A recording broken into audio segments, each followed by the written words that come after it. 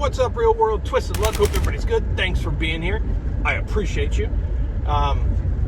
So this whole thing with the rights violation and all that, it's evolving. It's evolving, and there's a lot more there that I'm just blown away. I want to tell you, I really want to talk about all of it, but I have to wait, and I will soon tell you everything. But man, it goes deeper than we expected. But what I want to touch on I really want to talk about it, but I have to wait. You'll understand why. But what I really want to touch on is this mentality between the public and many cops, which is the exact, it's my main point in all of this. My main point. So, the analogy I've always used, a badge that a cop wears is no different than a 7-Eleven name tag. And deserves no more, it deserves nothing more. That it identifies the job that they do. The job that they chose to be paid to do, right? Serve the public servants. And, the person at 7-Eleven, their name tag says they work at 7-Eleven. So that cop is no better. That cop has no more authority than that person at the counter at 7-Eleven does, right? And when I did this job, that's the analogy I always used, because that was one of my biggest pet peeves, was other cops that put this badge on and they feel like, I don't know, some sense of entitlement, some sense of false sense of power, but they have no authority, none whatsoever. They have authority when you've broken the law, but they still really don't then. They're just the messenger of the law. They're just people.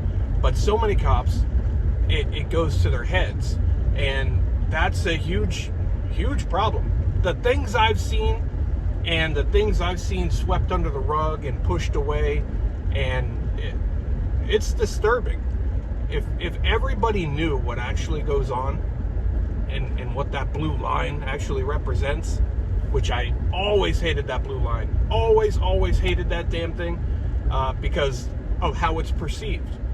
And the perception is correct. But the mentality that the public has, that, oh, you better watch out.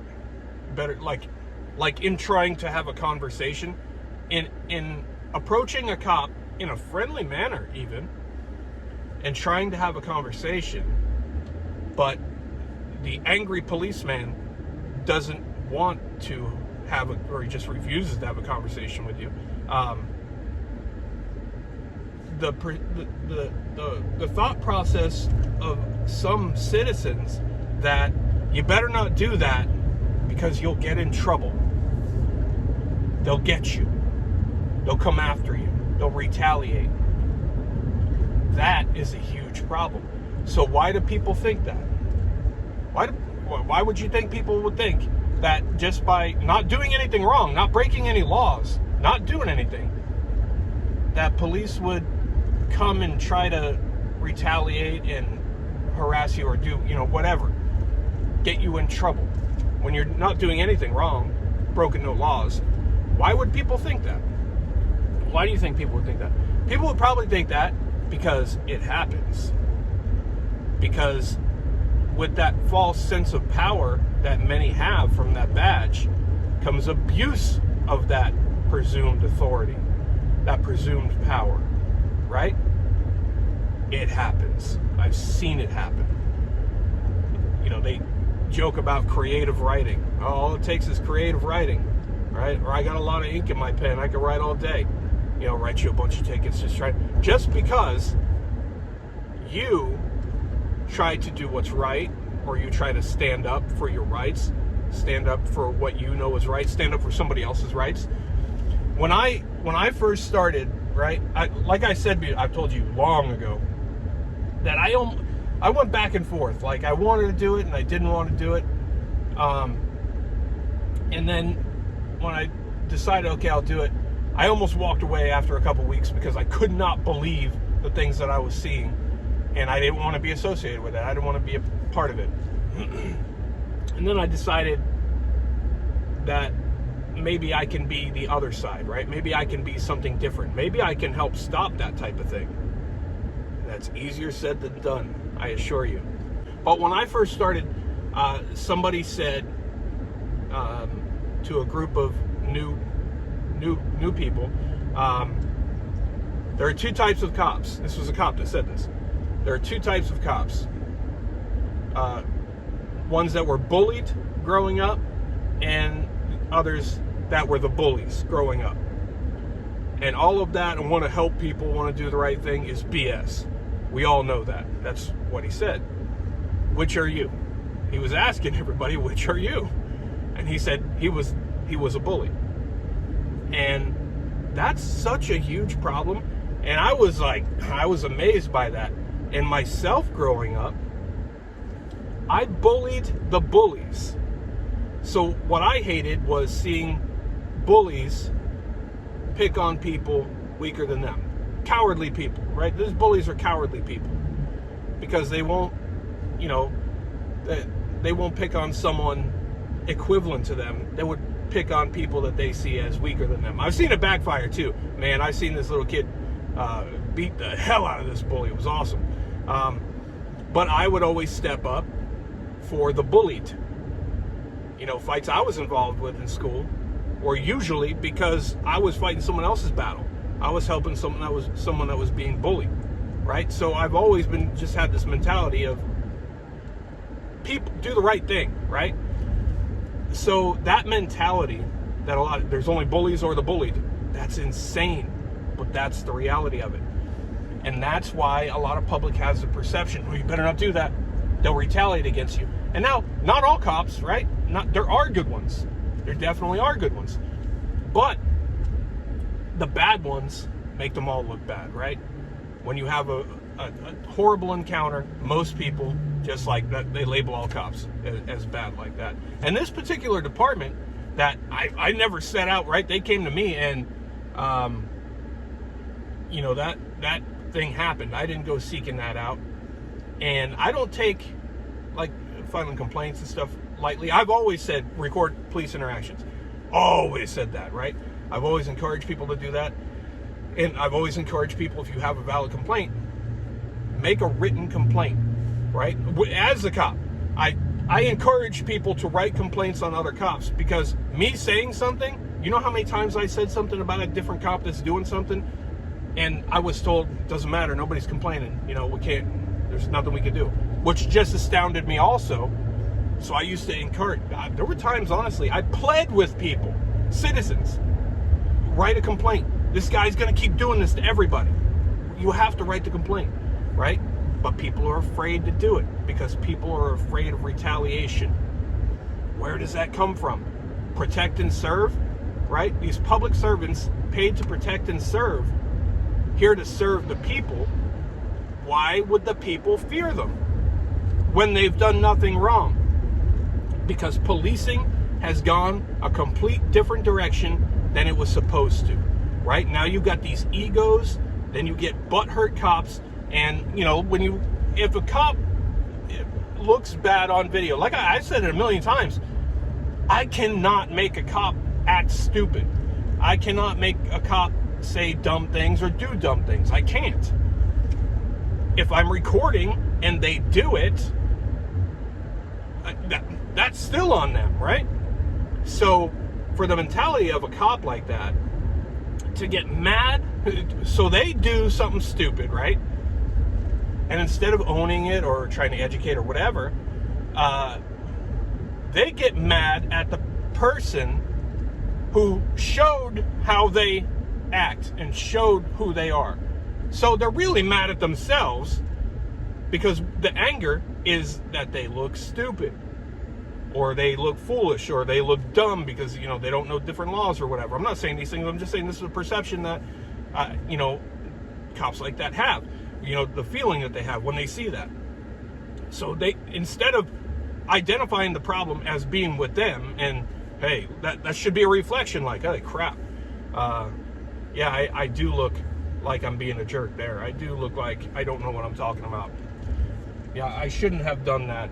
You know, I couldn't have done that by law. Instead of those things, they get mad at the person who recorded it and shows people what happened. Not really even, and really to even get mad at that, everybody has the right to record their own thing, right? Record their own thing. So if the police come into your own thing that you're recording, you know, what's the child mentality to get mad at you for having it? Because you couldn't control what they did. You couldn't control how they acted. And that interaction that I had with those cops that I didn't look for, they came to me. I always am very nice and professional. I start out that way. I start out with respect, and then from there I give the level of respect that I'm given. A lot of cops don't give it because they feel like they deserve it. You don't, because you're not wearing that badge. And this has always been a problem. But they found me. They found me. They're coming. They called. Here comes retaliation. That was odd timing. Anyway, where was I? I don't remember where I was. Oh, you got people running red lights now. Nobody knew what the hell to do over there. But they can't be mad at you for what they did, right? They need to reflect. And this ego thing, this is a huge, huge problem. This is probably one of the biggest problems in that line of work. That, and that the oath is just repeat after me. Nobody knows that damn oath, right? That's always been a problem.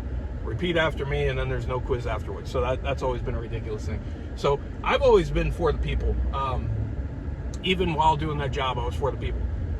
I was part of bad cops no longer being cops, right? And you're not a popular cop when you do stuff like that. You're the black sheep, right?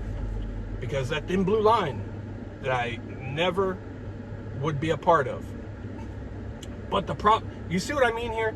Something has to change, because that mentality that the public has, that police will retaliate. So people don't do anything. People don't complain. People don't do anything. People allow wrongdoings to continue, rights violations to continue, abuse to continue, because they're afraid that the police will retaliate. That's a huge problem.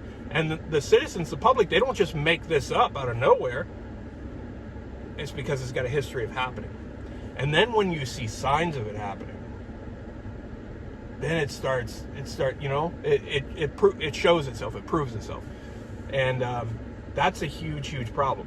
That's not something I'm single-handedly going to fix, but that's something that I would encourage everybody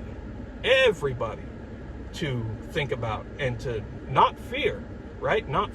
Rely on you being afraid. When they try to intimidate you, that's what they want. They're trying to scare you. They want you to be afraid. They want you to leave them alone and be afraid. And by leave them alone, I don't mean do mean things to them. You don't have to. They don't want to talk to you. They don't want to be bothered by you. And don't dare call them out if they make a mistake or violate your rights. Don't dare. You better not. You better not do that. You'll anger the angry policeman. So these are just crazy, crazy things. And this happened to me. I just stumbled into this, right? It came to me. I never set out. But the thing is, I've always been that person since I was a kid.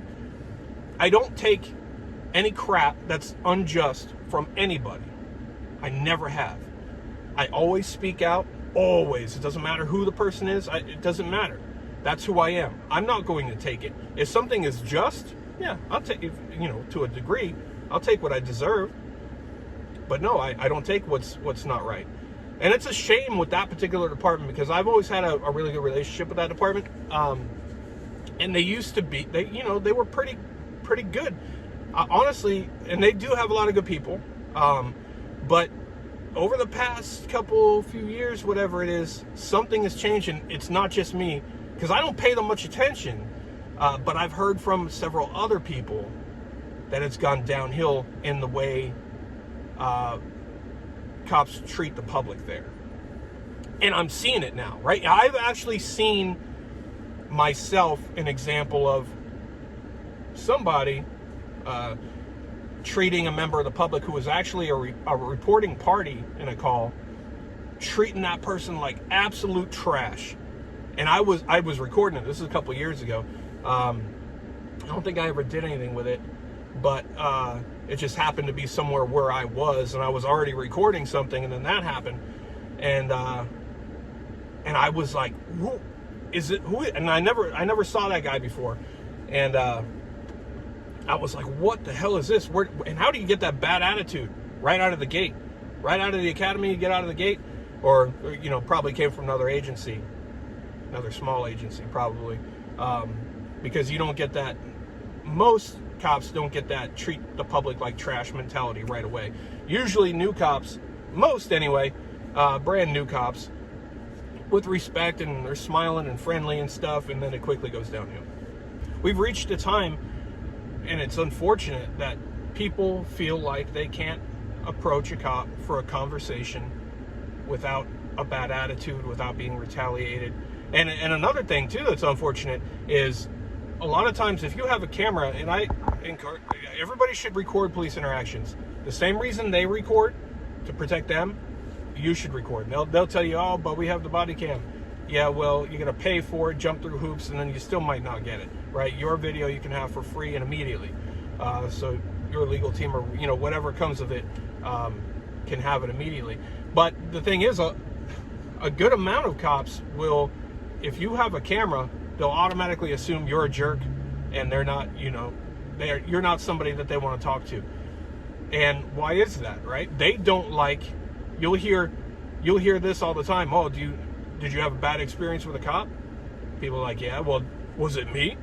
Right? Don't hate me just because I have a badge on. It wasn't me. So they kind of do the same thing, right? So they're not practicing what they're preaching.